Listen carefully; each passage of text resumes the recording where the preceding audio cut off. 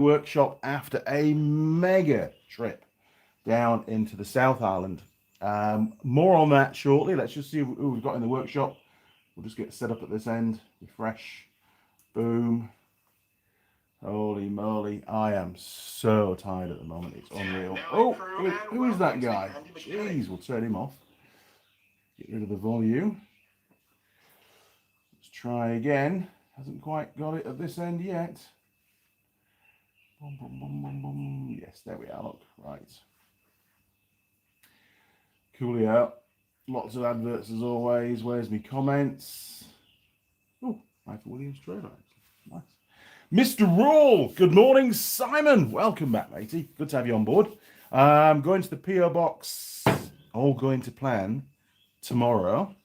All going not to plan Friday, because I'm going up north next week. We'll skip that one. Jeez. Mr. Heaps. Good morning, Roger. Welcome back, sir. Hope the farming is going well and all the other stuff that you get involved with. And of course, you still got any bacon? The bacon's still going? Or is it all gone? Who knows? Roger says, good morning, Andy and crew. Simon, morning, Andy and crew. Right. So at this point in time, we've got 9 viewers. Excellent. Good to have you on board. So, yes, it's been a tough week. Where do I start? Well, if we just do a bit of a recap, those that, know, I flew down to the South Island a couple of weeks ago to do some diagnostic work in the field, literally, on an RoV. And it was really good, actually. Found, collected lots of live data and definitely pinpointed the fault to be an engine fault as opposed to a vehicle fault, something else on the vehicle causing the engine to stall. It was definitely a commanded ECU shutdown of the engine because of low oil pressure. Now, I can't tell you what model it is, can't even tell you the brand. You'll have to fill in the gaps. But it turned out during that trip, at the end, I pulled the rocker cover off and found that there was an open oil gallery. Again, can't give you too much specifics, otherwise it gives away exactly the model. But that oil gallery should have been blanked off when a new cylinder head was fitted. But it wasn't. So I thought, oh, mint. I found a problem. And not necessarily the only problem. You always keep an open mind with that kind of stuff. So the vehicle was due a service. It went off down to the local dealers and it got the ball bearing installed. It got that oil gallery blanked off. And that's the method. You put a ball bearing in there, then you peen it over. Okay. And it went back on farm. Still the same symptoms, which I was very disappointed about, but I wasn't 100% sure that was the only issue. So, of course, customers pretty upset, and rightly so. I mean, I'd be a bit upset, to be honest, as well. But anyway, so I drove up to Auckland on Monday and picked up a brand new engine. Yes. Straight from the warehouse, managed to get that released, and then drove home. But while I was up there, I got the ute service as well, because that was due a service. Always important to service your vehicles on time, Mr. Young. So I got that serviced and got home, I don't know, it was about 8 o'clock Monday night. And then Tuesday morning, had a little bit of admin work to do, and then I had to hot foot it down to Wellington in the ute with this replacement engine, brand new crate engine, to get on the ferry. Ferry was 4:30 from memory, so I had to be there no later than 3:30. I got there at 3:15. It's pretty close. So we got checked in, got on the ferry, did the ferry thing. Very slow ferry. It's one of the inter-islander ones. It's the last one they have that takes people rather than just freight. And took 4.25 hours to get to the South Island, which is a lot longer than trips in the past have taken. Don't know what was going on there. Got into Picton, found the digs, got checked in, and what did I do for tea that night? Did I even go for tea? I can't honestly remember, to be honest. Maybe I had something on the ferry to eat. I just it's a blur, right? So no, got into the digs, gave up for the night, and then the following morning had to drive from Picton down towards Christchurch. Not quite as far as Christchurch, but near as damn it. And got to the workshop. Again, can't give any names away. Got to the workshop bang on 1 p.m. and unloaded. Got me tools set up. There was a chap there that was helping with the vehicle. The vehicle had already been picked up from the farm. Again, the customer was loaned a replacement vehicle just to try and take the heat out of the situation. And that was picked up on the Tuesday. So my helper had already removed all the plastics, the seats, the floor, the tray, everything that needed to come off that vehicle to extract the engine. Now, at that point in time, and going by the service manual, we were going to have to pull the engine and gearbox out together. There are separate gearboxes piggybacked onto the back of the engine. We were going to have to pull it out as one large lump and no engine hoist. So it was manpower, and they're pretty heavy. But I had a little look at it and I thought, I wonder if we've got nothing to lose here. Let's see if we can get the engine out on its own and leave the gearbox in place. Now that saved a fair bit of time. It allowed us to leave the front differential alone. Front prop shaft all stayed in place. Still had to undo the bolts, the mounting bolts for the rear final drive, and pull that back to disconnect the rear prop shaft from the splined coupling at the rear of the engine. Plus, obviously, lots of other stuff, fuel tank out and plenum chamber out and throttle bodies off and exhaust off and lots of wiring to unplug and all that kind of thing. But we got there, and the engine was out by about, I would say, about 3 o'clock, which was great.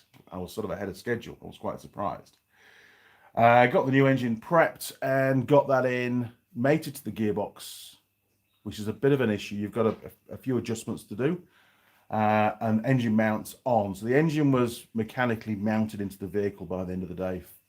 5 o'clock, 5:15, we sort of gave up, I think it was, which was really good. I was very, very happy with that.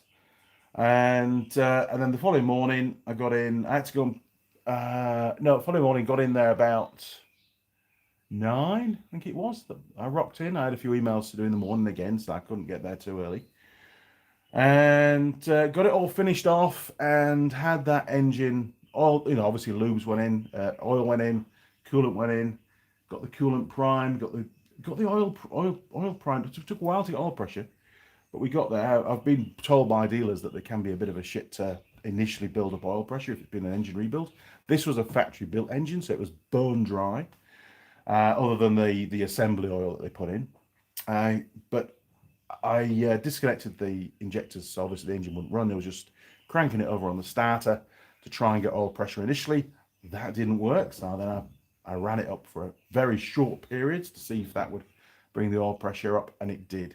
And all was good there. Very good, actually. And then we proceeded to fit all the panels, obviously did the final checks, that kind of stuff. Got all the panels on, tray back on, seats in and everything. All that was done by Thursday night. So, 5 o'clock Thursday, we were done. It was assembled, checked, road tested, happy. No problems. Diagnostic tool being replugged in. The problem had completely gone away. So I'm thinking, ferry's not till Saturday, because there's only the ferry crossings timings are very, very sporadic at the moment, because I've only got one ferry left. Probably why it took so long to do the crossing, because they were going so slow they didn't want to crash it, because then they've got no ferries. So Friday morning, popped into Mitre 10, picked up a couple of large boxes, because obviously I need those for the engine parts from the old engine, because my plan was, had a few hours, let's strip the problem engine to validate the problem. And I had a hunch that this low oil pressure issue was caused by an omission of some parts inside the engine. Again, can't elaborate too much when it was assembled, because that engine has been rebuilt previously.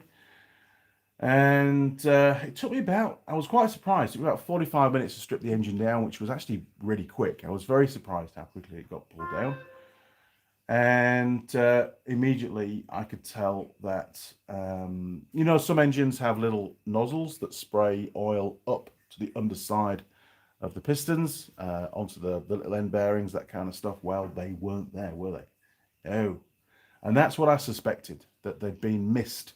It had new crankcases fitted during the previous rebuild, and those nozzles hadn't been swapped from the old casings to the new ones. Rookie mistake, to be fair. Somebody was obviously rushing a little bit and didn't take note. But anyway, mistakes happen. We're all human. But that was conclusive proof, because that would definitely cause the issue, because the oil pressure just bleeds away when you've got two more open orifici, I don't know, like that, where there's no restriction. It just bleeds away at idle, and that's what was happening.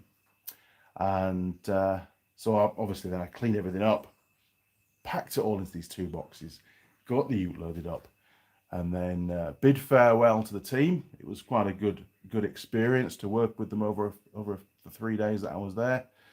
A couple of days, I suppose, really, 48 hours. And then drive that Friday afternoon back up to Picton. Bit of a trip, and got to Picton about 6:30, I think it was. Rolled into Picton, went to the Irish pub, bangers and mash, had a pint, tried to chill out. Got back to the digs about 8:30, watched a bit of telly, crashed out, was really tired. Ferry on the Saturday was an 11 o'clock sailing, so I had to be at the ferry to check in no later than 10. I was there about 9:35 or something. I was fine for time. It was only in the same town, it was like a kilometre away from where I was staying, so it wasn't an issue. And again, another 4.25 hours on the ferry. Got off in Wellington about 3:30. It would have been 3:15. And then had a 400 odd kilometre drive to get home via Taupo to get some tea. And I got home last night bang on 9 p.m. So the total trip from home to Auckland, pick up the engine, back home, down to Christchurch, do the job, Picton, Wellington, home. So this is the driving Ks, doesn't include the extra couple of 100 Ks on the ferry. 2,050 kilometres. Yeah, a lot of driving, but it's done, and customers happy. Yeah, you know, shit happens, right? And somebody's got to fix it. Roger, still have bacon, good man. The Giant, good evening, Andy and family. How is everybody? Other than being a bit knackered, and I have to finish this today. Mrs. Mechanic went on a mission earlier in the week into Taupo and picked up the new air filter. You've not seen this video. I did a really, I thought, oh, I'll just do a video, you know, part of the servicing. Do a video, we'll pull the air filter out, we'll clean it, we'll oil it up, we'll refit it. Hey presto, job done. You've got to watch the video, but anyway, needless to say, it got a new air filter, and I managed to twist the owner's arm to get a genuine Honda one. Unbelievable. Anyway, oh look, that's surprising. So the genuine Honda filter has a number printed on the foam, which is the same, I'm thinking, as the one that I pulled out. And I thought, oh, that'd be an aftermarket filter with the number printed on the foam. Learn something every day, don't you? Simon, well, enjoy. I'm going to say they're made it in one piece. I hope so, Simon. I hope so. Connor K, morning, Andy and crew. Good morning, Connor. Simon, 2,000 kilometers. That's good customer service.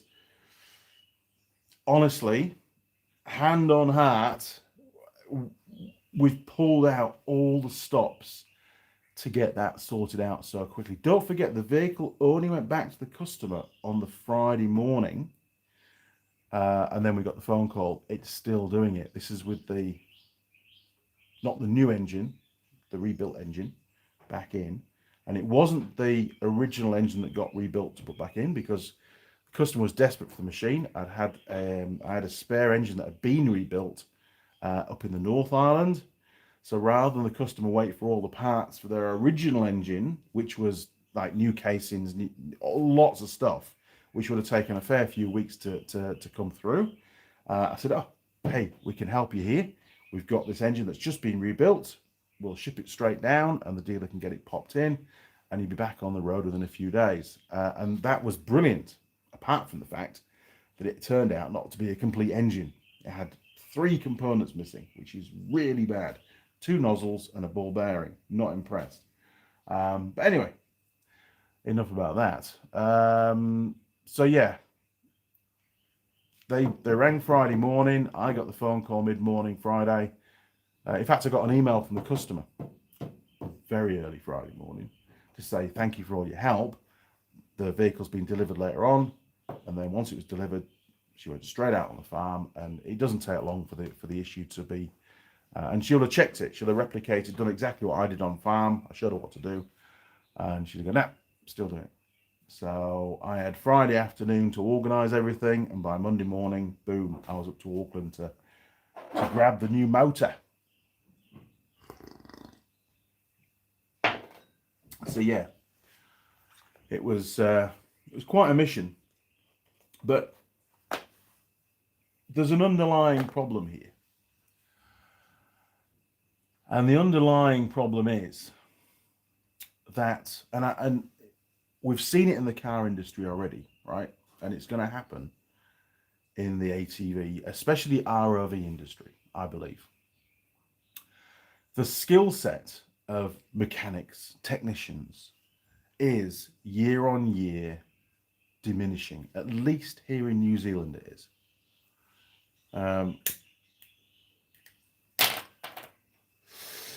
There's a lot less kids coming into the industry. When I was teaching at Unitec, the first year I started, there was like an intake of 125 students, let's say, roughly. That was 13 groups. That's why they employed me, because they didn't have enough lecturers. 5 years later, on my last year at Unitec, there was like 60 odd. It was half. There was half the intake. There just wasn't the interest for school leavers to come into the automotive industry. They just didn't want to do it, basically, for whatever reason. And I'm sure there'll be a list of reasons. But then, you know, you've got to learn an awful lot of stuff now, a lot more stuff as a trainee. You've got to learn a lot more stuff now than I had to learn when I got into automotive and motorcycle repairs as a mechanic and did my courses. You know, things have evolved a lot. They've become a lot more complicated. So you can see why it's a bit daunting for these poor kids coming into the automotive industry, where and there are other things they can go and do, you know, which maybe a cleaner, warmer, more money, less hassle, less stress. There's loads of reasons, you know, better money, obviously. It's just not as appealing anymore as a trade. I think they'd rather go and be an electrician or a plumber, where they do get paid good money, especially here in New Zealand, because there's a massive shortage of them, and houses are so expensive, there seems to be the budget to pay them.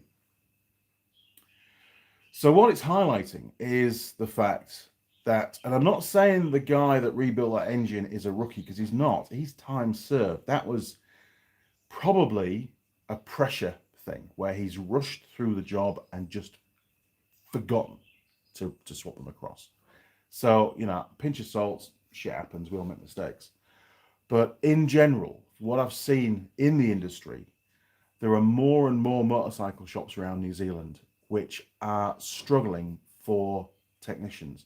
Some haven't even got a senior technician anymore, a time-served, experienced mechanic that would do like your road bike valve clearances, where you've got to pull the camshafts out and all that kind of stuff, your engine rebuilds. They just don't have that caliber of staff anymore in some of the workshops. Some workshops are fine. Those that are tend to pay the premium labor rate, and they'll get the cream of the crop.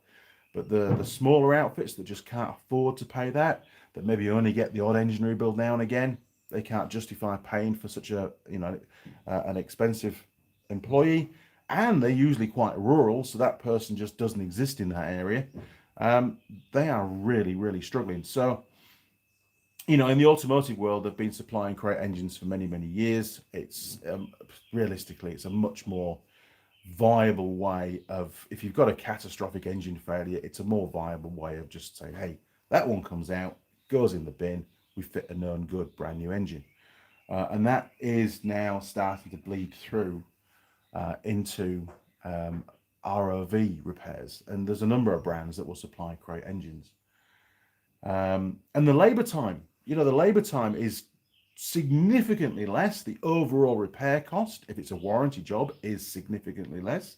The really important thing is the turnaround time for the customer. He's not waiting for parts. You know, the old engine doesn't have to come out and get stripped and cleaned and everything measured and appraised and a parts list, parts ordered. You wait a few weeks, the parts turn up, if you're lucky, if not a few months. And then you start putting it all back together. Oh yeah, we've got to measure the shells now. So then you order the shells. That takes another couple of weeks to turn up. And then you can do the final build. It can be months before the engine's back together. And that's no good for a farmer. He needs the machine really quick. So to have the ability to fit a brand new engine really takes the pressure off it. And it's cheaper. I keep saying that. It's cheaper. It's a logical way forward. It's a known good. It's a factory built engine. It eliminates all of those variables of forgetting to put parts in an engine when you rebuild it, you know. So I'm very happy. But as regards the Crate engines, I'm very concerned at the moment about the state of technicians in New Zealand.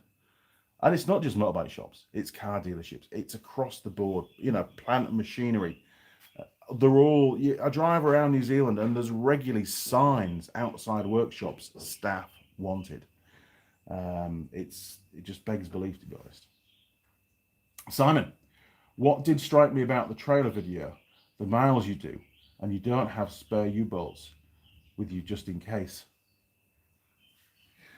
What can I say, Simon? I'm a motorcyclist. I like to roll the dice. I take risks every day, and maybe I thrive on it. I don't know.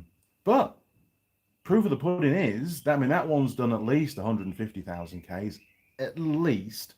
The big trailer's done 40, 50,000 Ks now, something like that. Never had a problem with U-bolts. Never. But I will carry some in stock.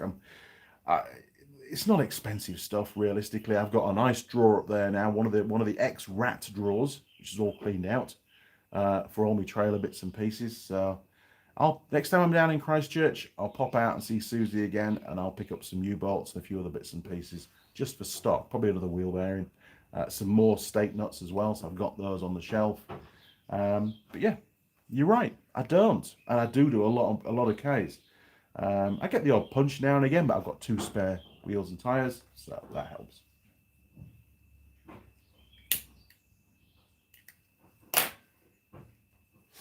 But no, it's a very reliable trailer, to be honest. It really is. Now, the pie, we've got a choice of 2. Just to let you know, that one, I picked that one up on the return ferry trip. But not seen those before. Number 8. Number 8, by the way, I know where the names come from.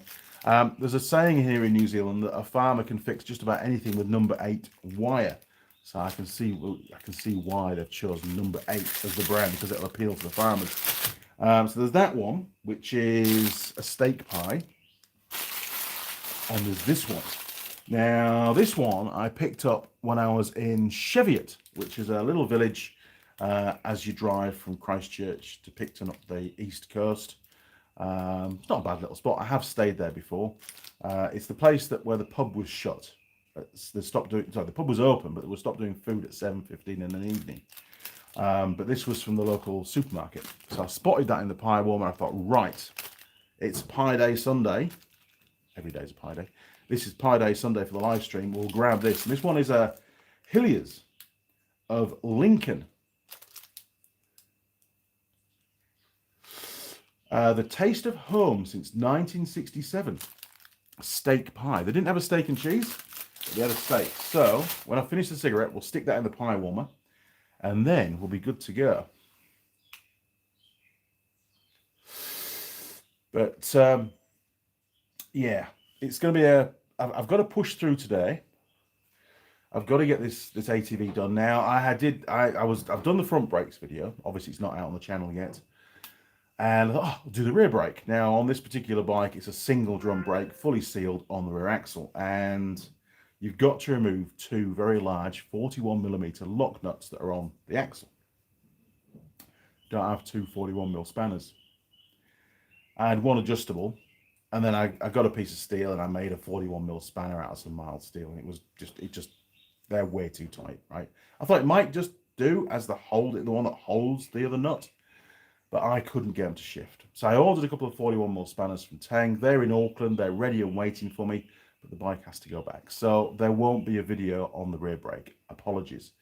It's just the way it is. I've had the bike for longer than was originally planned anyway. The delay was down to the air filter. It can't go back without an air filter in it, obviously.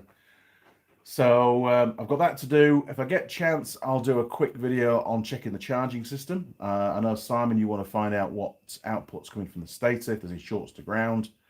And then we'll dig into the reg rectifier a bit more and just do a bit more testing on the output voltage. But it's probably the reg rectifier. But now I've got the manual, which I didn't have when I did that first video. Thank you, Simon. I can check what the specs are supposed to be on that bike. Somebody else also mentioned that the new motorback battery, not being a standard lead acid battery, it's more of a gel battery, matted, whatever it is. I hate them, to be honest. The charging system was originally designed to charge the lead acid battery, the one that's got the electrolyte, the liquid in it, the old school, which the maintenance type batteries. And they were saying that for the motorback battery, the charging system should be outputting a higher voltage to charge it properly. I've never heard that before, in all honesty. That's something that I wasn't aware of. And a lot of people have fitted the motorback batteries in replacement to the maintenance type lead acid batteries and not had a problem. And I've done the same thing in the past and not had a problem. So I need to get into that in a bit, get my head around that a bit more, do a bit more research for that.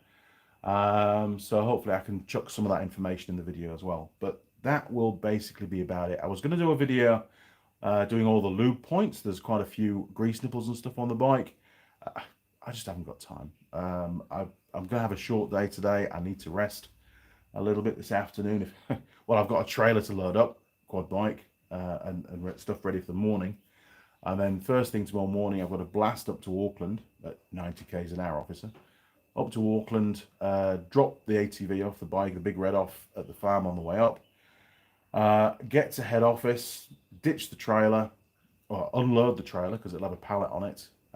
Unload the trailer, park it up, and then I've got a team of engineers to meet that are coming across from Japan. That'd be nice. Say hi to those guys. And then after I've done that, I've got to get to the north side of Auckland to my digs. And then I'm heading up north to Kaitaia. So I'm going right up to the top of the North Island. I've got 3 dealer visits to do up there. I'll get back to Auckland Thursday night. Yes, Thursday night. And then swing by head office for a few hours, hitch the trailer on, and come home. And then I get 2 days off. That'd be nice. Yeah, so pretty full on.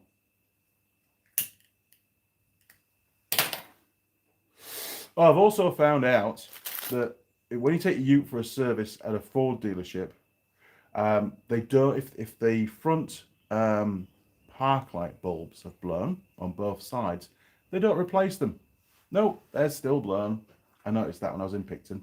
It's like, yes, there's 2 bulbs in there and they're not on, and they should be on because the tail light bulbs are on. Oh, also, one last revelation. When I was heading south through the South Island, just left Blenheim, which is like the second town as you head south. So Picton, and then Blenheim, and then the long drag down to Kaikoura. Just got outside Blenheim, and I've been parked at a petrol station for a good 15 minutes having me pie and getting a coffee and stuff. Just as I pulled out, got through the 70k zone into the 100k zone, put my foot down. Warning light on the dash. Major coolant overheat, stop immediately, blah, blah, blah, all this kind of stuff. And I'm like, crap, that's the last thing I need. I'm really against the clock with this. I've got to get down there and get this engine swapped. So I very quickly got pulled over. There was a little side road, pulled into there, popped the bonnet, and engine was still cool. You know, you could put your hand on the rocker cover, it wasn't hot. Top hose and the radiator was still cool. Plenty of coolant in it. You give it a squish test, and you could see the level rise in the expansion bottle. I'm like, let's check for leaks and stuff. Couldn't see anything. Check the viscous fan, that was fine. Plenty of drag on that. And I was just like, you're lying to me, car. There's nothing wrong with the ute. So when I restarted the engine, the fault went away and it never came back. So, don't know, weird, really weird. But hey, it's a Ford, right? And it's nearly done 200,000 Ks now, so maybe it's getting to the end of its life. I don't know. Fun and games. But I was a little bit worried for a second, I must admit. It was wasn't ideal. It could, if it had been a true fault code, it would have been a disaster. Simon, you've seen the photo of that spark plug I put up. I have. Still trying to work out what caused it to do that and blow out the hole. I don't know. Most bizarre, isn't it? I did see the picture on, it was on Facebook, wasn't it? Hey, the real Daz. Morning, Andy and crew. Good morning, Daz. Welcome back to the workshop, sir. Andy's just rambling on while he's finishing his cigarette. Feel free to comment. We've got plenty of time. Oh, and I've got to fit the big roll bar thing to the back of that quad as well. That'd be fun and games. Okay, pie time. Let's get this pie in the warmer because we've been half an hour in already. Now, I'd like to try and keep this live stream reasonably short because I've got lots to do today. We've got a Hilliers pie. Never seen one of these before. Hilliers pie, steak pie. They were established in 1967.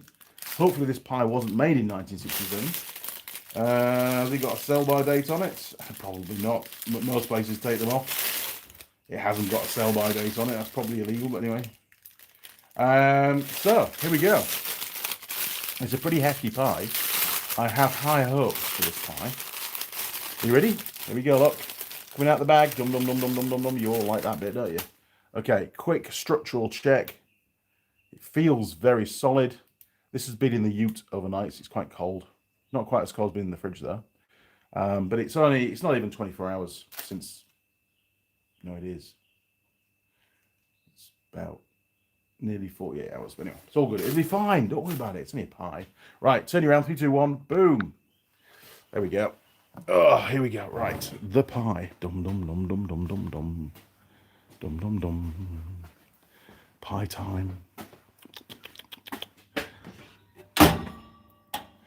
Now we've got Benjamin. 23 minutes. That's it. We've got Benjamin came down and he's in his little workshop next door fixing bicycles at the moment, and he brought me a gift over here. Look, he's been fixing his ute, by the way, and I think this is wheel bearing.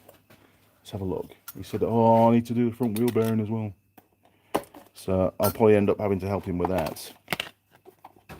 Oh yes. Okay, seal and 2 bearings. Nice. So we got part, yeah, there we have part number 30205 for that one. And hang on, bear with me. Let's see what the size of the other one is, just for reference. It's always good to record this kind of stuff because, hey, if he needs another bearing and he can't get a kit.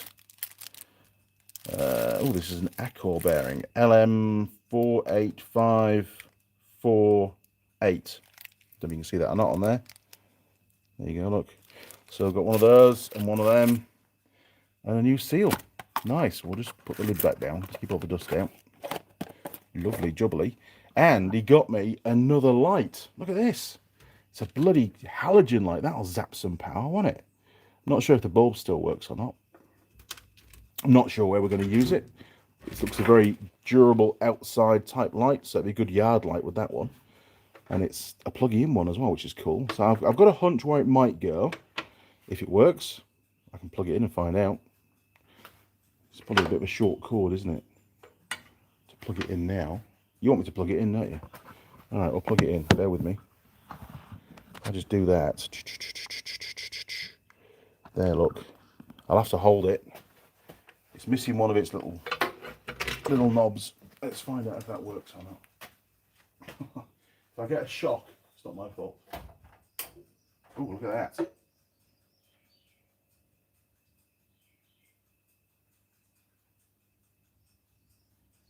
Ah, it's one of those. Nice. Okay, well, it does work. I'll stick him back over there. Good job, Ben. Excellent stuff, thank you. Right, I'll get round to doing my axle one day. I've not had a chance to do that yet. I've been too busy. Okay, what else? That's about it, really. We've got Jared's go-kart. Still there, Jared. Sorry, mate.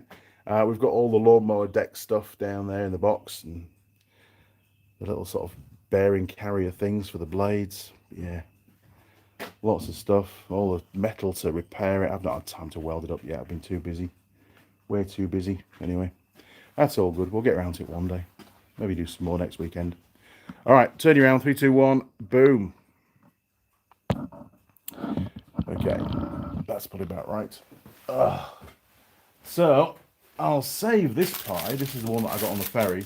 I'll save that. That can go in the freezer, and then we'll have that. We'll do that one in a couple of weeks. So we've got a pie for a couple of weeks' time as well.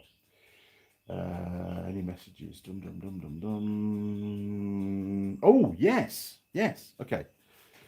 What the hell? Did you receive any code? Is that for the fault code on the Ranger? I haven't plugged the scan tool in it, to be honest. It's self-cleared. There's no engine management light on. It's all gone off, so I don't know what that was about. But I got a message from my mum the other day. Yesterday, I think it was. Yes, Saturday. And my grandfather, Ken, mum's dad, has just turned 102 years old. Now, he won't mind me showing the pictures. There you go. Look, there he is. That's Ken. Top bloke. He's got his little cake. Now, I've not seen my granddad for many, many years. About 15 odd years I've not seen him for. And he's doing all right. He's a happy chap, look. He really is. He's done incredibly well. 102. So, happy birthday, Grandad. I do miss you, matey. I miss our time that I had in the shed with you when I was a kid. He used to often come out into the shed and have a sly cigarette without Nana knowing. She obviously knew, clearly, but he would come out thinking that she didn't know. So he gave me, we talked about, all his time in the war, and he worked as a rep, not a service rep like me. He was a rep for a motor factors that supplied tools and other bits and pieces for the automotive industry around the York. He travelled quite a distance. Selby, I think he went to as well. He did quite an area. And as a kid, I used to go in the car with him now and again when I was on school holidays, and I had a great time.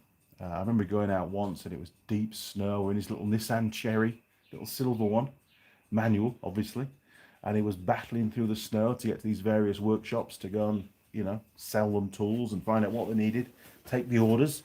And I remember it was freezing fog. I think we were down near Selby somewhere, and it was freezing fog. And I remember looking out the window, all the telegraph wires, and they were all drooping right down because they all had ice on them from the freezing fog.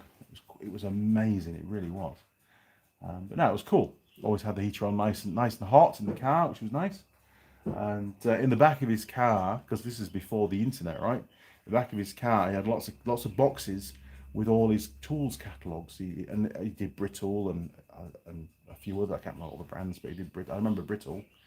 And Sealy. I think he had Sealy in there as well. He had loads of stuff, and he knew where it all was. And he had his little book, his little order book, and he'd write things down in his order book when he was at places. And then of course he wouldn't ring it through. He'd then when he got back to work the following morning, he'd process all the orders, and then go back out on the road again and do some more.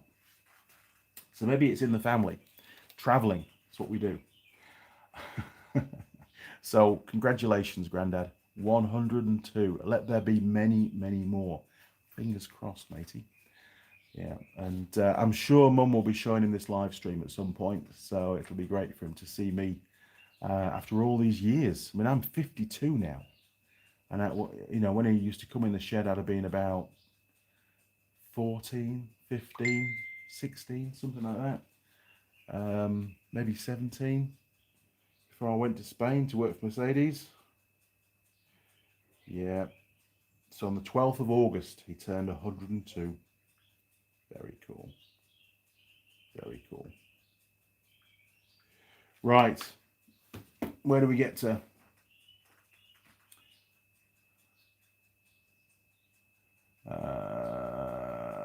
Simon, some of the Rangers need their BCM reset after bulb blows. Happy birthday, Ken. There you go. From Simon. I don't know if this one does, though. I mean, I've replaced a few dip beam headlight bulbs on it. It's now had 2 on the left side. The right one's hanging in there, though. But it doesn't seem to come up with any fault codes. It doesn't even... In fact, the car doesn't tell you that a bulb's blown. The old Commodore did. The Ranger doesn't. So because it doesn't tell you a bulb's blown, it probably doesn't know. It's probably dumb.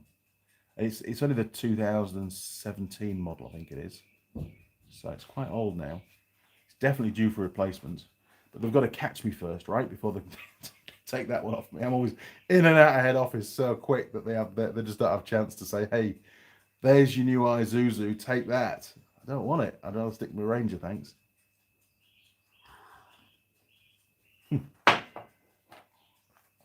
Funny, isn't it?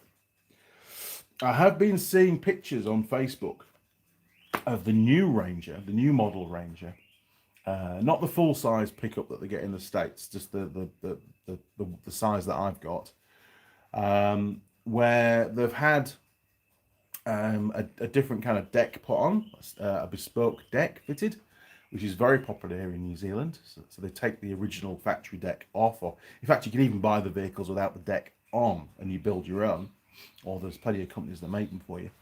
And the trend seems to be that when they've got these aftermarket decks fitted, which are all aluminium and they've got boxes and stuff on them, they're a bit extended, a bit longer than the normal decks, so you've got a bit more overhang at the back.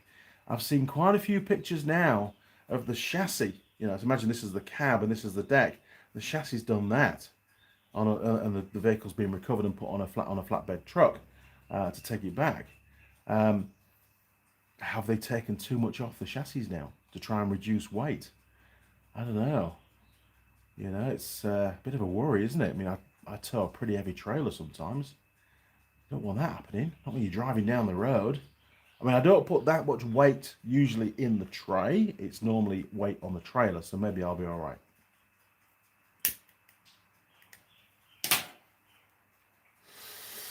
But no, interesting times. It really is.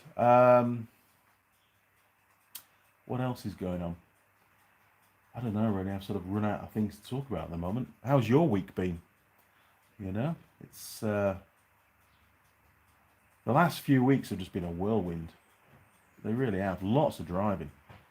I've been away from home every single week for the last month. It's just been mental. And every time it's been long trips, whether it's been doing training for new dealerships or whether it's been doing diagnostic work in the field or actually going down. I mean, that's the first time in 7 odd years that I've actually had to go out and done the engine replacement myself.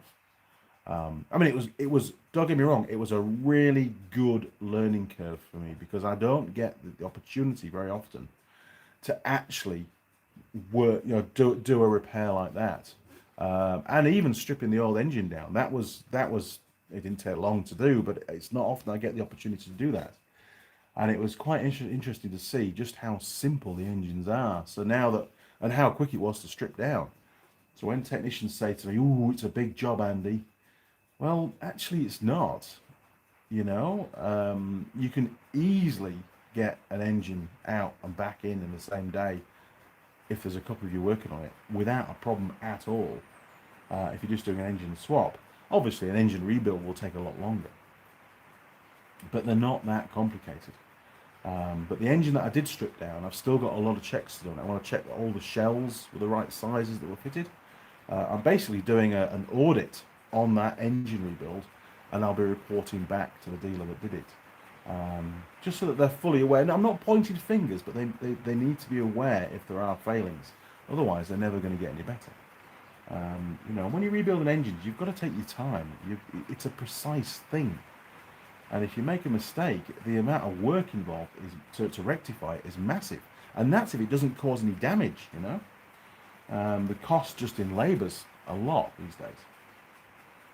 Simon, speaking of new, I've seen photos of the new RD350LC. I do hope there is not an eye-generated... They're not eye-generated images. They probably are. I do... No, I can't say that. No, I'll get into big trouble. Yes, Yamaha's always come up with new models. There you go. Sorry, Simon. Can't confirm nor deny. Roger. Mate's engineering business build hedge cutting tractors out of John Deere tractors. And 10 or so years ago, they had to brace chassis as they were made thinner. I remember a few years ago, well, when we were in the UK, I bought my Nissan D22. Oh God, when was it? I had it for like 9 years, and we left in 2000. So about 2000, year 2000-ish, maybe late 1999, because I picked it up just before Christmas. So yeah, late 1999. God, it sounds a long time ago now, doesn't it? I bought my first ever brand new vehicle, a car, and that was a Nissan D22 double cab, and it was a fantastic piece of kit. And one of our neighbours bought, maybe a year or 2 years later, bought the next generation. Still a D22, I think it was. The model was still, it had like a facelift on it and stuff. And they changed the chassis, certainly the back end, to a C-section chassis. It wasn't a box section chassis anymore. Again, for lightness, and the payload had gone up. His could carry a full 1,000 kgs in the back. Mine was only about 800 and something. So they lightened the vehicle to keep the maximum gross weight within the limits. And he had a tow bar fitted. And he didn't tow a particularly heavy trailer, wasn't he? It was quite a lightweight trailer for transporting small cars. Because he used to do noddle, we used to call him Noddle. And anyway, he'd only had it maybe a year or so, and the tow bar, where it was bolted to the C-section chassis at the back, ripped. The C-section chassis broke. It fractured around the spreader plates, and the tow bar practically fell off. And that wasn't good. I think there was a recall on those. It was a known issue, and it did happen to a fair few of them. And then mine, the tray on it, the standard tray that it came with, which was just the normal with the tailgate and stuff. We had one of those fiberglass hardtops on it. We decided that tray got really quite rusty by about year 5. So a mate of mine, Matt, made me an all aluminium tray, similar to what they have here in New Zealand, and it was pretty big. We made it so we could get 2 quad bikes on it, which was great, sideways on. And it had integral ramps, so you could put the ramps inside, and the tailgate would fold down, and it was quite a high tailgate on it. It was really good, very useful. But when we had the original tray taken off, the chassis was quite rusty. I was very surprised how rusty it was. So we treated all that and painted it again before he fitted this new deck that he made. He was a good fabricator, was Matt. And when we sold it, it was no problems while we had it. But when we sold it, the guy that bought it, it got sold after I left the UK. A friend of mine sold it for me. Filled the tray up with railway sleepers. Now, railway sleepers are pretty damned heavy, and he'd obviously put way too many on it. And he was driving back, and he went over a bump in the road or something, and it snapped the chassis in half. It just gave way completely, and the vehicle had to get recovered. But it's probably his own fault for overloading it. But it did highlight just how weak the chassis are on them. And I think it must have rusted from the inside out as well, which obviously we couldn't treat. And then the friend that sold it for me, he's an engineer. He then straightened it all out and welded it back up, put plates on it and all sorts, and fixed it all. And the guy got it back. But yeah, they're not as strong as you think they are, the Utes. You be careful with them. Igor Davroskis. Hi there. Good morning, Igors. Welcome back to the workshop, sir. Oh my word. Kavorka Designs. This is a new one. Products are often rendered 3D versions representation rather than photographed to show more detail, stroke cutaways, etc. This has been done for 20 plus years. It's pretty cool though, isn't it? I mean, it does get us all really excited when you see, in this case, a new version of an RD350LC. Wow, you know. Unfortunately, I think because of all the emissions rules around the world, two-stroke, you're just not going to see it on road bikes anymore for sure. It's just not going to happen. It's been outlawed basically by the governments. And for a manufacturer to spend so much money and time and research building a new two-stroke engine motorcycle to go on the road, it's just not going to happen. You know, I mean, even the motocross bikes, the two-stroke stuff was threatened a few years ago, but through public pressure, they've decided to keep some models going. But the four-strokes, year on year, are gaining more and more momentum, but they're a lot more money to run. The two-strokes are definitely better for the lower budget riders, the less professional riders, those that are not sponsored, and the engines can be relatively simply rebuilt. You know, four-strokes, they require a lot more maintenance. They really do, and a lot more money.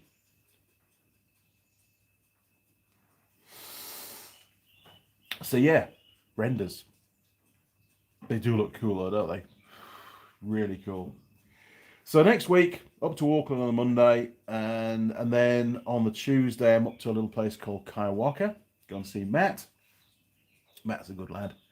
He took on that business a few years ago, and he's doing really well. They've got a really nice big workshop there now. Put a big new shed down the back. Very cool. Hasn't quite painted it properly yet though. Must hassle him about that. And then up to Whangarei, which is quite a big town a bit further north. Gonna see Jamie and Alex. And then on to Kaitaia for Thursday morning. Gonna see Dave and the crew. Karen. Good dealership. They work hard up there. Very good on customer service, as are the other lads, to be fair. So I'll only be there for the 3 hours. I'll probably end up being there for 4 hours because I'm always there a bit longer than I should be. But Dave usually buys me lunch, fish and chips or something. And then it's quite a long drive back to Auckland, so I'll get back to Auckland whenever. But yeah, it's a fair trek from up north all the way down there, and there's loads of cops around. I don't speed. Absolutely. Little story. When I was driving back up to Picton on Friday afternoon, geez, I've got my days mixed up. On Friday afternoon, I was trundling along. It was 100 k's, which is the maximum speed limit in New Zealand, apart from the odd motorway road that they've put to 110 now. Trundling along, 100 k's an hour, set the cruise control, happy as Larry, and this black Ranger comes roaring up behind me, and I'm like, oh yeah, here we go. And it's quite twisty, but there was the odd long straight, and of course, as soon as the first long straight came along, he zoomed past, and off he went into the distance. And I remember chuntering under my breath. I said, mate, just be careful, because there's usually a lot of cops on this road. And a couple of k's later, in the distance, I could see the blue flashing red and blue lights. And I'm like, oh yeah, Mr. Policeman's got somebody. I wonder if he's caught that Ranger.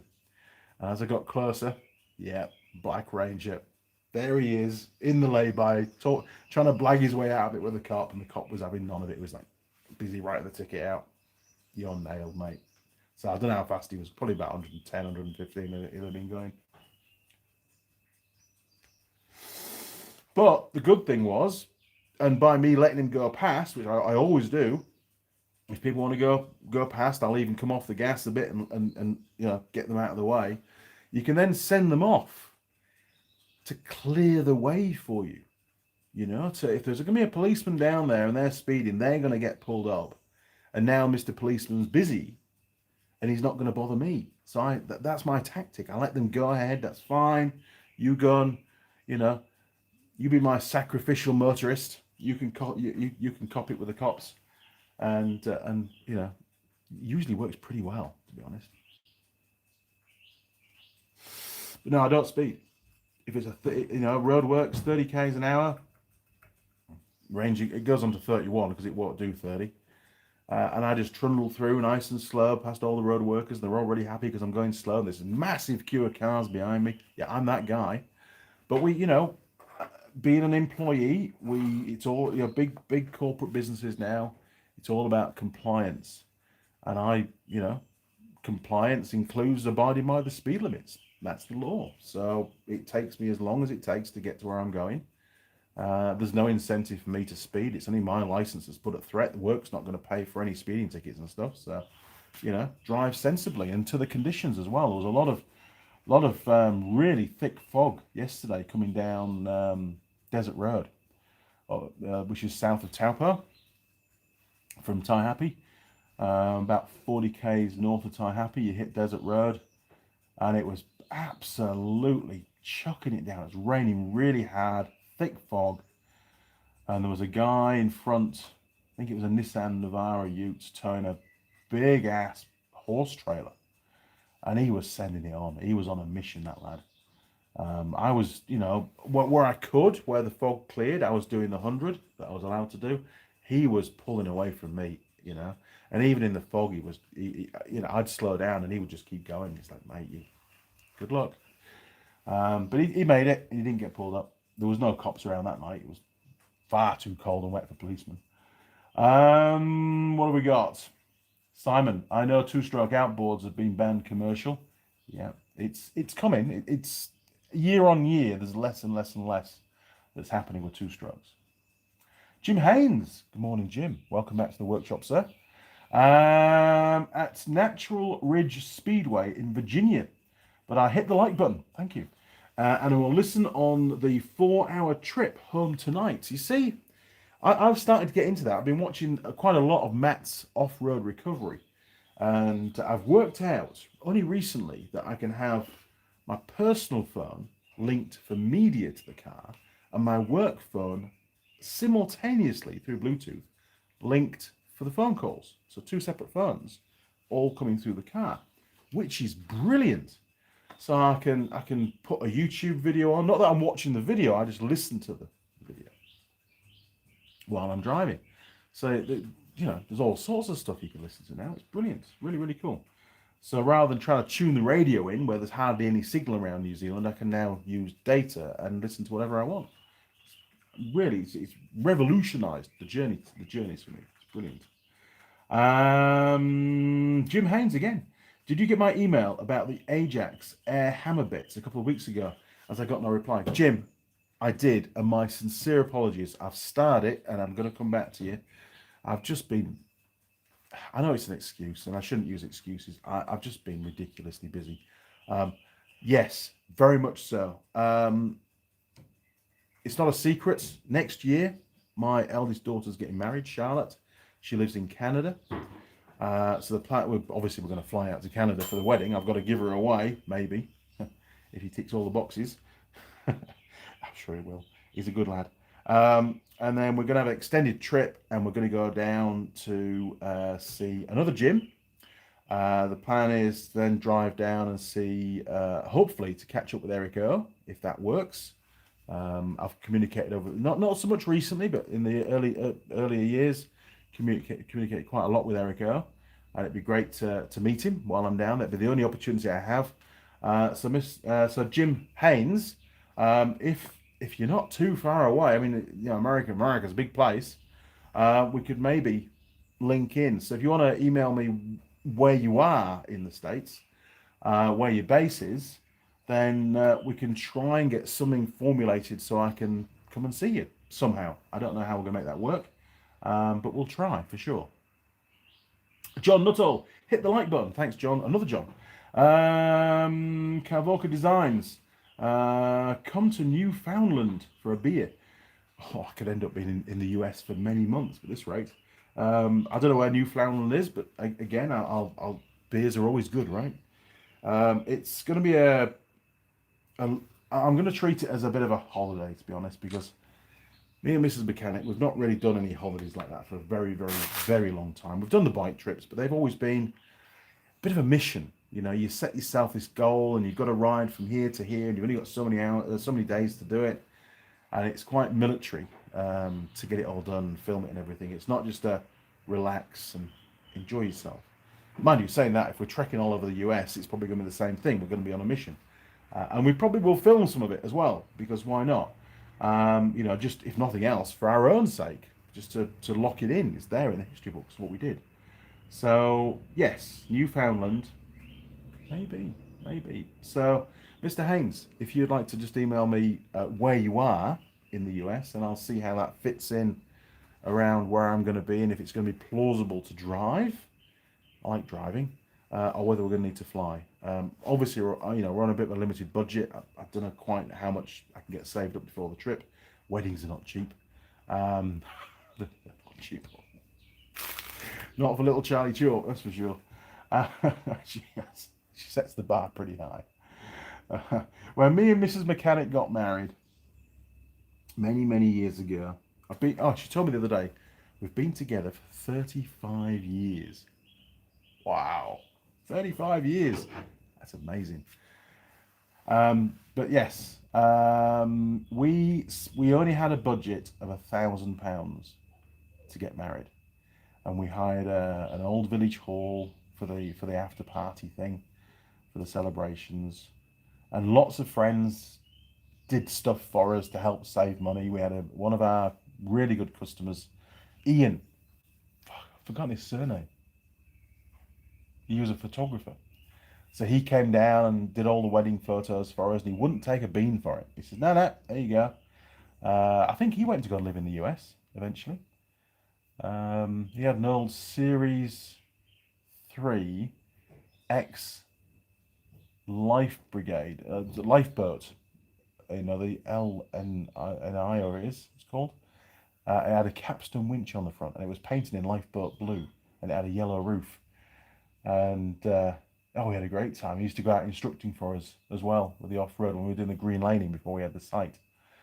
But yeah, he was a good lad. So yeah, we didn't spend a lot on our wedding at all. It was a real budget wedding, but it was a good wedding. Everything fell into place. Emma was making sandwiches for an off-road trip on the morning of our wedding. She was preparing flasks of tea and coffee and making sandwiches, because that's what we used to do. We used to do a pack lunch, a picnic lunch that the customers would have somewhere on the trail when they were out in the Jeep. So we actually had activities going on the day we were getting married. Unbelievable, really, because if something had gone wrong, I'd have had to go out and recover them on my wedding day. But anyway, luckily it didn't. If his surname comes back to me, I'll let you know. But Ian, top bloke, actually, he was all right. Now then, where do we get to? Kavoka Designs, or to get screeched in. What? Lol. I have no idea what that means.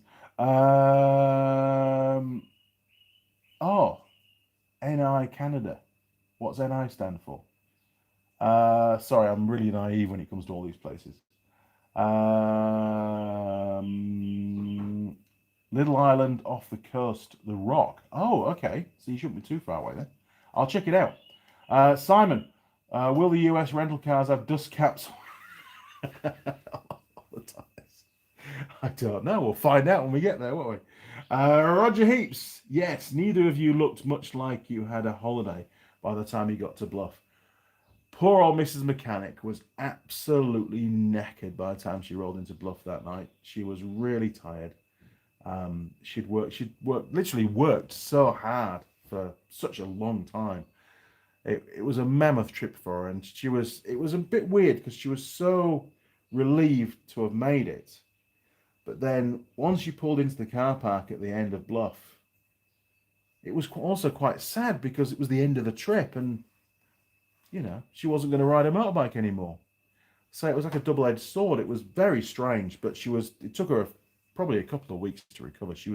I did all the driving coming home with the trailer and the bike loaded up, and she just zonked out basically. All her joints were hurting. She'd hurt her wrists.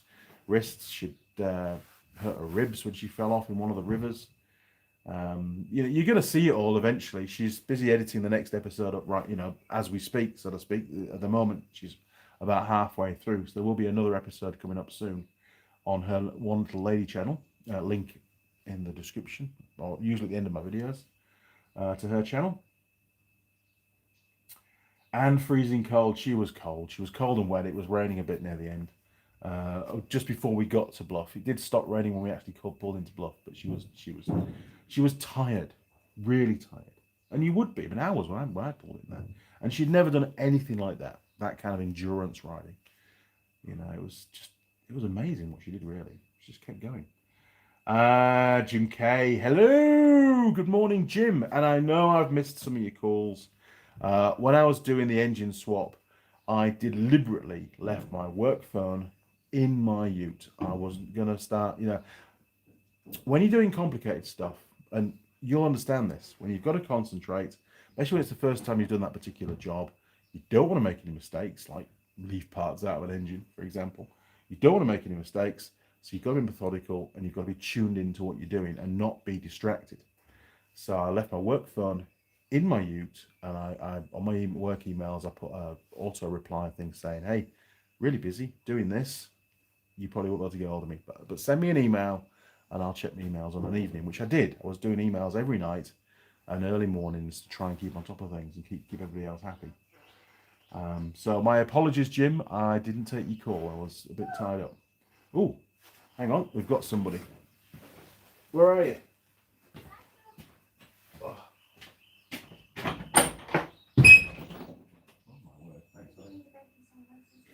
No. My pie's just about done, I think. Hey, puppy.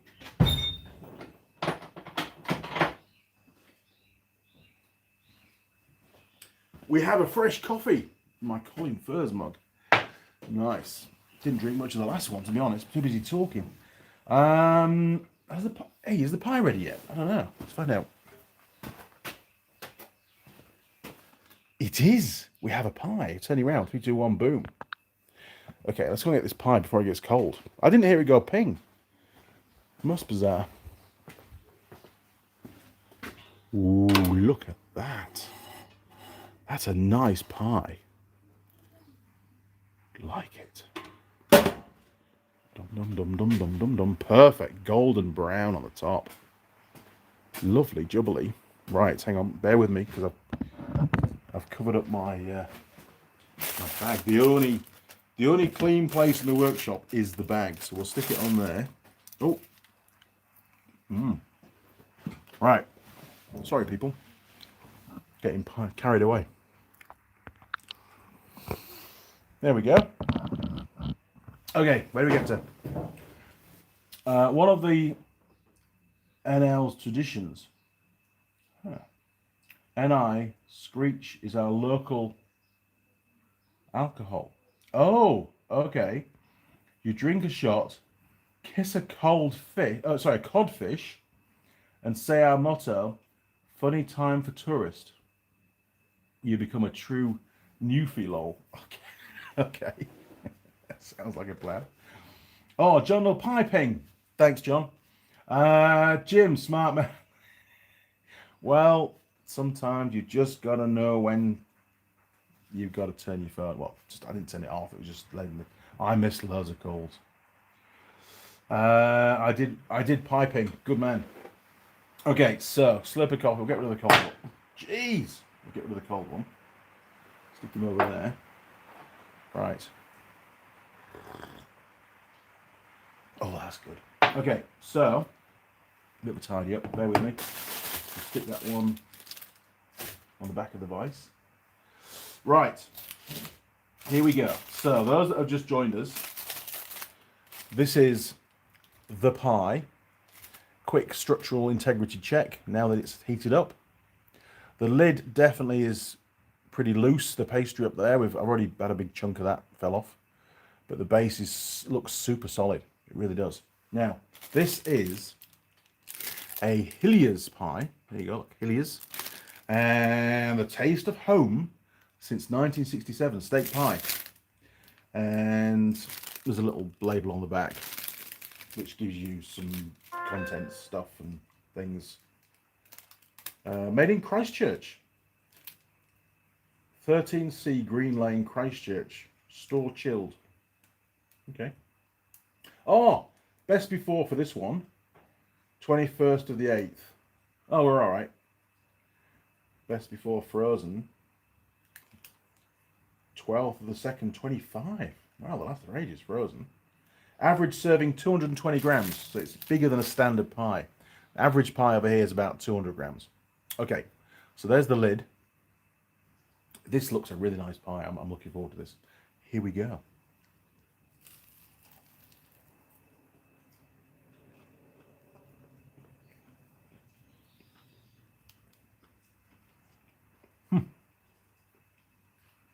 Okay. It's quite hot. You can see the steam. Very thick pastry. Now, it's not bad pastry. It tastes nice, but you can see this, the cross section of the sidewall there. That is massively thick. Probably one of the thickest pastry pies I've ever seen. So the first bite was a lot of pastry, and it made my mouth quite dry, to be fair. Simon, the butchers next to us are doing a new pie. Sausage meat topped with beans and cheese. Yes, beans and cheese. Looks like a bean and cheese pork pie. Oh, that sounds actually. I like beans, as you know. I do like cheese, and I like sausages. That could be a winner. I'll have to get Mrs. Mechanic to make some of those. You'll have to send me a picture of one, Simon, and then we can try and copy it down here. Now, I'm just going to remove the lid because it's completely fallen off. Oh, come. So it's going to end up on the floor. Well, maybe I can hold it. No. Okay. There is still like an inner skin there.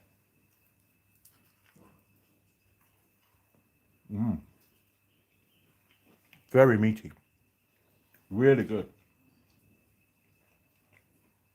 Proper meat. You can tell straight away when it's real meat. That reminds me of when Mrs. Mechanic made me some pies, her first ones that she tried, the first batch. And we bought some steak and chopped the steak up. And then she cooked the steak and basically put it in the pie and cooked it. So it was proper pieces of steak. It was really nice what she made. And she's not made any since. I don't know why. Look at that. Massive chunks of meat. Okay. Taste stroke flavour. Really nice. Proper meaty taste. The only downside so far, I would have said, was the amount of pastry in the initial bite. It's not too bad now that I'm in, but the initial bite was a lot of pastry. But taste stroke flavour of the contents is excellent. I'm going to give it a full 10 marks. I think that's brilliant. Now, structure Foley partners. I'm going to hold back on that for now because we've got a long way to go. But the fact that the whole lid fell off doesn't bode well. I mean, it's a very tasty lid, don't get me wrong. So we know that the pastry is going to be good. Runnability, we can do that now. Okay, you ready? I reckon it's rock solid. So 45 degrees, that's about 45. And it's got to survive for 30 seconds with no movement. My thumb there, you can see, be able to see better, won't you? There you are, look. And it is absolutely rock steady. No movement whatsoever. So, 10 marks for runnability. There isn't any. Meat quality, well, phenomenal. Okay, and that was a chunk of steak. And it just falls apart in your mouth. So good. This is a quality pie. It really is. Very nice. Meat quality. Well, let's hold back on the score of because we're not all the way through the pie yet. We might get a bit of gristle. We don't know, and that would affect the score. But at this point in time, full marks.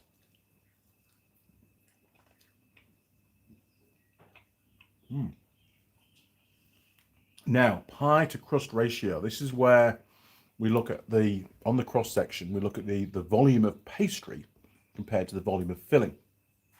Now, it's a bit deceptive at the moment because the lid's sort of collapsed down, but the filling's not bad. It's quite deep. You can see there, look. So, we have got extremely thick sidewalls of the pie. The base is about right, and the lid's about right as well, to be fair, but it's just the sidewalls are so thick. But it is a bigger pie anyway. It's a 220-gram pie. So pie to crust ratio. 7? I think a 7. I think 7's fair. Now, availability stroke logistics. I've never seen this pie before, and they've been around since 1967, so they're not particularly good at getting them out there. Hilliard's pies. It was in a Foursquare supermarket. Hang on.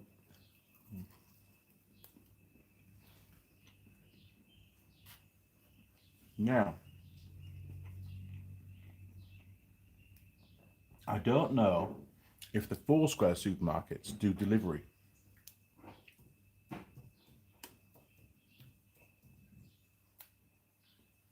Foursquare.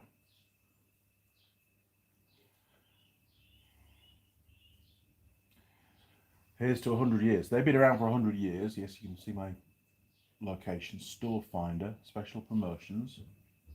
Find your local. What's new? Recipes. Okay, so at this point in time, it doesn't look like they do. You can't buy online, and they won't deliver what you buy online to your house. Critical piece of information. So you couldn't buy this online from a Foursquare shop, supermarket, and then have it delivered. So we can push the whole supermarket thing aside. However, there are a lot of Foursquare supermarkets around New Zealand, especially in the more smaller towns. So maybe I've just not seen them. I don't normally go into a Foursquare, so that's probably the reason.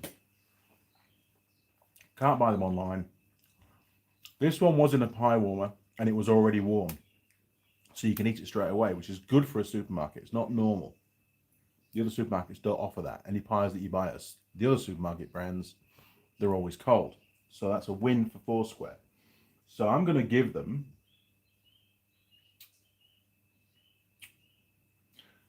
and I'm making an assumption that this pie is available in all Foursquare supermarkets in New Zealand. I could be wrong. I'm going to give them a 7. Pastry taste rating. Well, I've had a fair bit of pastry already and it was really good. Nice and crunchy. The lid wasn't dry. It was nice. But it is just a pastry taste. It's not, there's no additional flavouring in there. It's just pastry, which I don't mind at all, to be fair. I'm going to give them,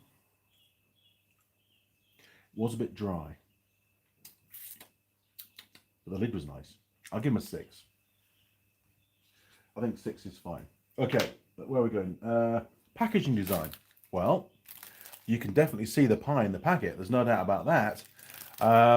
Because they provide them warm in the pie warmer, they've made the packet so it's perforated. It's got little tiny holes in it. I mean, you can see that or not, just on the camera.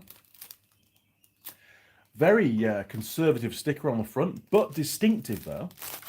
And obviously a label on the back, pretty standard. So they've tried to keep the costs down. It'd be a standard packet. So packaging design, well, the sticker would have taken, I don't know, 5 minutes to design on the Photoshop, and well, probably about the same for the label. So pretty quick, pretty, keep the costs down, obviously. Perforated bag, you can see what you're buying. 6, 5, 5. I think a 5. Now, recycle. Oh, that was a burp, by the way. That'll come into a bit later on. It's plastic. It's not recyclable, so they get a 0 for that. It doesn't say on there recyclable, does it? No. There's no mention of whether it's recyclable or not. It is plastic. It's not recyclable. Post pie heartburn. 1 burp so far, so keep a score of that. Pie server attractiveness. It was I would say a lady that served me in the shop, and she would be about mid-30s. She was very talkative, very welcoming. Yeah, I'm going to give her, it was a pleasant little shop. It was well laid out. It was tidy. In this quaint little village in the middle of nowhere. I will give her an 8, I think. And that isn't just based on appearance. That's the whole ambiance of the purchase, the friendliness, the being made to feel welcome.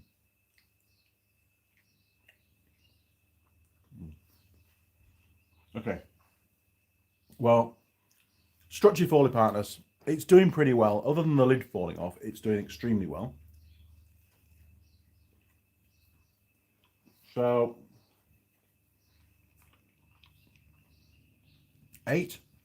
Knock a couple of marks off for the lid. I think so. We'll do an 8. Meat quality. Well, we're still going. The big chunks of meat seem to have dried up. I've got a lot more gravy now in there as a filler. Oh, there was another chunk. I think we struck lucky when on the first bite, we got those nice big chunks of meat on that part of the pie. There you go. Nice. So it's pretty good. Meat quality. Have I had any better? I would say it's on a par with the best, really. I'm going to give them a 10. Yeah, it's pretty good. Okay, still tastes when cold. It's not yet quite cold, but I think it would taste quite nice cold. So I will give it,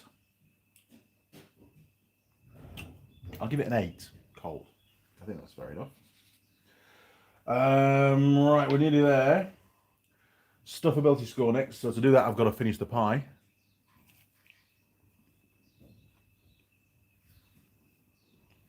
It is good. Right, sorry. Back to YouTube. Huh? Simon, I don't know. Simon, sent. Oh my word. How did he get the picture so quick? Let's have a look.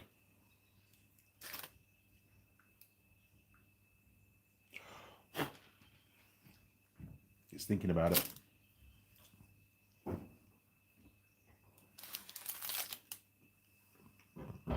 Oh my word. They've even done a cross section. Look at that. Cross section. Sausage, beans and cheese. And the thickness of the pastry on that pie is quite thin. So it's going to be a lot of, it's all about what's inside the pie, not about the actual pastry itself. That looks very tasty. I will pass that on to Mrs. Mechanic and see if she can replicate that over here. There's no reason why not. Thank you, Simon. Appreciate that. Right, last bite.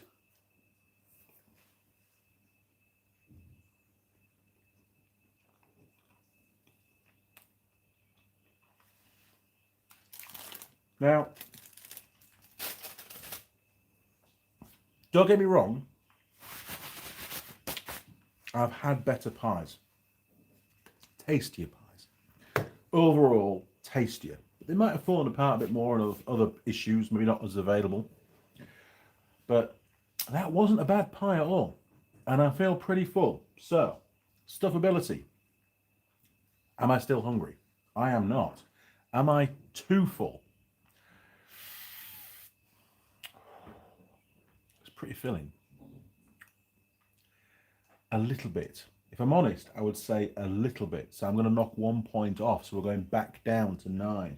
10 is the optimum filling. Now, obviously, that's personal. You know, it depends on your own personal consumption volume. But I'm going to give it a 9 for me. Post pie heartburn. There's been no more burps since. Only one. So fingers crossed we're going to be all right. So that's down to 9 for that one. Now, have we got all the scores? 1, 2, 3, 4, 5, 6, 7, 8, 9, 10, 11, 12, 13. We have. So, quick slurp of coffee. Ben's grinding. Can you hear him? And we'll do some sums. Turn around. 3, 2, 1. Boom. Okay. It's time to become a teacher again and do some adding up. There we go. Okay. So we've got 3 10s at the top. That looks really promising, doesn't it? So that's. Oh no, we've lost one. That's down to an 8. That comes from standing up, you see. So we've got 38, 45, 52. That's right, isn't it? Yeah, 52, 58, 66, 71, 79, 88, 96. So we didn't quite hit the 100 mark, did we? So where did we lose, or where did it lose marks? Well, it got absolutely 0 for recycling. If they'd put a symbol on there to say, hey, dispose of thoughtfully, maybe in a rubbish bin, with a little rubbish bin symbol, they'd have got 1 at least. Or if they used some material rather than plastic, because there's plenty of plant-derived plastics out there now. And if they'd said it's a plant-derived plastic, then they got 10, and then they got 106, which I think would probably have won the whole thing. That'd have been the lead pie. So, you know, it was very close, but the big failing there, Hilliers pies, is your packaging. Everything else has scored really well, but your packaging and your packaging design, basically, so in that area there, they've lost 15 marks. That's what they need to work on if they want to get a better score from me. Okay, so it is a Hilliers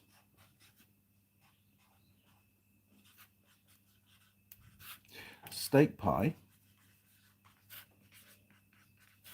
220 gram, very tasty.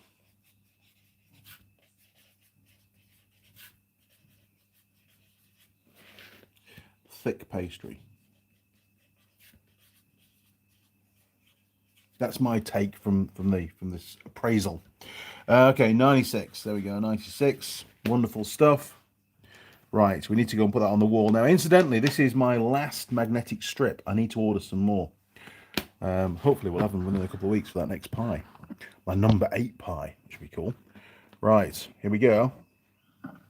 Hilliers steak pie, 96. 96 is a very respectable score, but it could have been so much more if they just sorted their packaging out. Because, you know, it is important nowadays, isn't it? About packaging, and people do consider that kind of stuff. Right, it's not quite as magnetic, this one. Maybe they, I don't know why. Anyway, it's on, that's the important thing. So it's sort of on a par with Wanganui Bakery steak and mushroom, yo-yo steak pie, very tasty. I remember that one. Lake Farm pies. You see, Lake Farm, they were good pies, but they were very limited on availability. You had to order them from one source, but they would deliver, but it was expensive. Squire's Cafe, steak and cheese, but they're readily available. There's lots of Squire's Cafes around New Zealand. Interesting. And man, we've done some pies now, haven't we? Look at this lot. Bonnie Lily, absolutely spot on. Lots and lots of, this is the wall of shame basically down the side there. Mrs. Mechanic created that. Well done, Mrs. Mechanic. Right, back to the bench. I think we've got time for one more cigarette. In fact, that can go in the bin now. Dum, dum, dum, dum, dum. In the bin. Good stuff. Okay, don't go too fast. YouTube doesn't like it. Oh my word, an hour and a half. We're very close to finishing, people. Turn you around, level you up. There we go. Turn you around a bit more. There we are. Right. Terrible cam work, Andy. Okay, so where did we get to? We went to cigarette time. Right. Sheldon, better late than never. Morning, Andy and crew. Morning, Sheldon. Good morning to you. Very much so. The real Daz. What was the pie? What was the pie? Was late to the stream. Heard it was from Christchurch. Ah, well, it was. I'll go and get the packaging. Hang on, I'll just put it in the bin. Bear with us.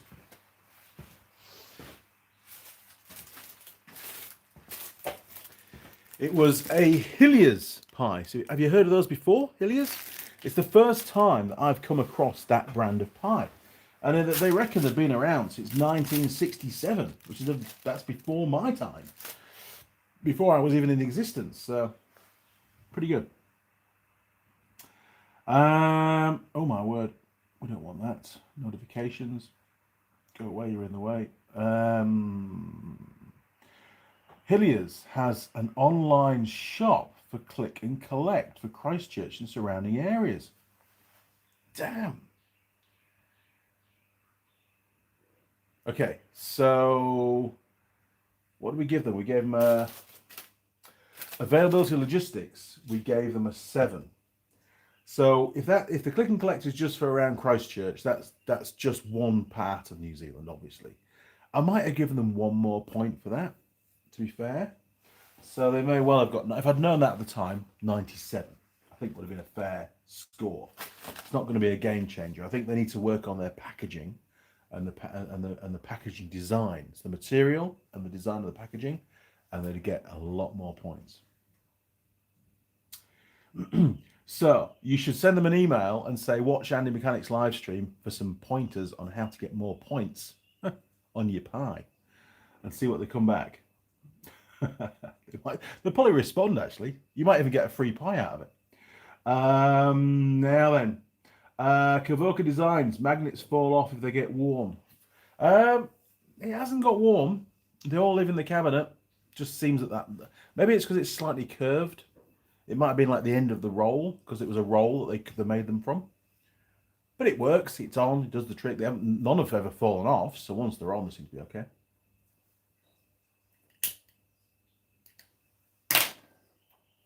But there's a sign company in Auckland that I go to, and it's $50 cash, and I get 50. So they're $1 each. So I mean, you can't say fairer than that, can you? And they try to use whatever offcuts they've got when they make the magnetic signs for the vans and things. So that's all right. You know, a bit of money in their pocket. I don't mind. And and then when they asked what they were for, I said, "Oh, you know, I do pie reviews on my live streams." They're like, "Oh, really?" And instantly, everybody in the workshop, there's about 4 or 5 lads. They all had their own. "Oh, this is the best pie. You should go there. This is the best pie." It was amazing how all of a sudden they became really animated and deep in conversation. They all had really strong views of what the best pie was for them, and it changes. Every person has a different best pie. It's quite bizarre, but they were very interested to find out, you know, what pies I'd already reviewed and which ones I hadn't, and all that kind of thing. So it was actually a real conversation starter. Was that? Nope, don't want that. What we got there? Don't want that. Emails, don't want that. Cool. Okay, we're all clear. Right, so where do we get to? Simon, is it time to split the pie wall into cool, not cool, and sub-zero, like Top Gear did? Now, Simon, I think you could be onto a winner. We're going to need a bigger wall. Yeah. That's a good idea, though. I'm going to need to come up with a plan. Not too sure I'm going to do that. Let me think on it. You've not seen Ben's workshop yet, have you? Maybe we'll do it today because it's raining, but maybe when Ben's not here in 2 weeks' time, we'll go for a wander and I'll go and show you Ben's workshop, because he's pretty much set up now. He's got another light to put in. He's brought another light down, so a bit more lighting in there. But he's pretty self-contained. Just gets on with stuff now. He drives down from Auckland. He he was here. He arrived here yesterday at 9 a.m. Poor lad had got up at 4 o'clock in the morning. Absolutely mental. But yes, that's a very good idea, Simon. We should do that. So, just to recap, just for my own benefit, nothing else. I've got a couple of little videos left to do on the Big Red, and then it's got to go back tomorrow. I did start an air filter video. I'm going to have to watch the rushes to see how far I got, and so that it sort of blends, because it's definitely over, 2 very different, very spread apart days. Finish that, oil up the new air filter, give away the part number, fit it, That's that video finished. Only a short video, obviously, Andy says. Probably an hour long. No, it won't be an hour long, believe me. It'll be about 10-15 minutes if we're lucky. And then there's the video, if I get time, to do on the charging system. While I've got the bike and I've got the manual, there's no excuse, Andy, you've got to do it. A quick video checking the charging system on a Honda Big Red, which will be very, very useful to a lot of people, I'm sure. It probably won't go into the depth that I went to with the old GN250, where we got the scope out and we looked at the output of each of the 3 fields on the stator. It won't do that. It'll just be the basic checks that you'd normally do in a workshop to work out whether it's a stator problem or a reg rectifier problem. That's basically the 2 things that you've got to look at, other than the wiring between the 2, which you can do a visual inspection of.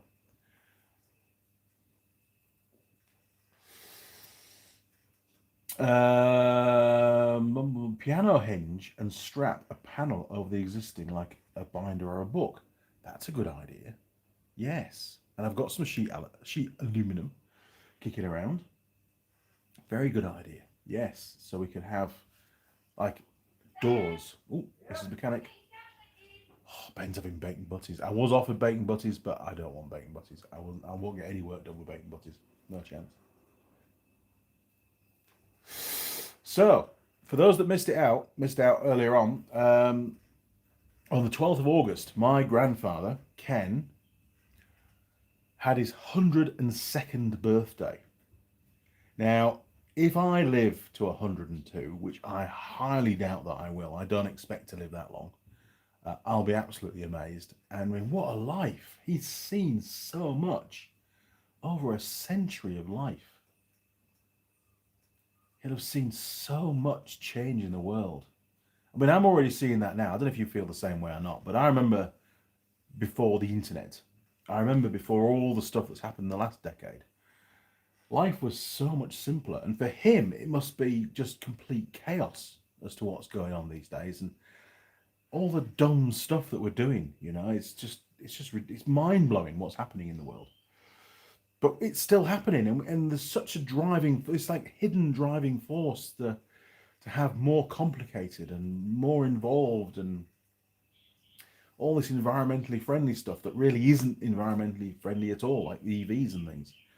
It's just, there's no logic. The logic seems to have gone. It just seems to be more about making money and influencing the population. It's just bizarre. I can't get my head around it. I try to stay out as much as possible. Have you ever used a test light to test the state of a short to earth? I don't think I have. I think I've only ever used my multimeter, to be fair. I remember once we had a stator which had done a short to ground, and we set it up on the bench. Obviously it was junk. Set it up on the bench, and I basically short circuited each field on the stator, and obviously the short to ground, so one side of the circuit to the casting, the steel work of the stator, the ground, and then put direct current straight from a battery onto each of the 3 fields. And obviously, instantly, we saw where the short was. It was quite obvious, but, you don't do that when you know the stator's junk. But it was a very visual way of showing where the problem was. But no, test light, short to ground. I like that, Simon. We'll do that. If I remember, I should take a picture, because I will forget. I forget everything these days. Honestly, brain's so full of stuff. Thank you for that. Right, crew, I think we're about there. Andy's done way too much waffling today. We've done 1 hour and 39 minutes. So it'll be about 1 hour and 40 all up. which is definitely enough for a live stream. Sorry to bore you all to death. Thank you very much for joining and for all your support for the channel. Really, really appreciate it, as always. I've now got to crack on and get some more work done before I can actually put my feet up and have a few hours rest this afternoon, hopefully. So, I'll bid you farewell. Have a safe couple of weeks, and I'll see you back in the workshop in 2 weeks' time. Oh, other than the videos, obviously. And there's one more already edited up to go out, which is how to replace a battery on an ATV, which I think some people will find helpful, because the number of times I find batteries that are poorly fitted when they've been replaced, who knows? It might help the world a little bit. Right, crew, we'll see you next time. Thanks again, really appreciate it. And don't forget, hit the like button, and if you haven't yet subscribed, now's a good time. See you around. Over and out. Oh, it's on this side. I always forget which side it's on. There we go. See you guys.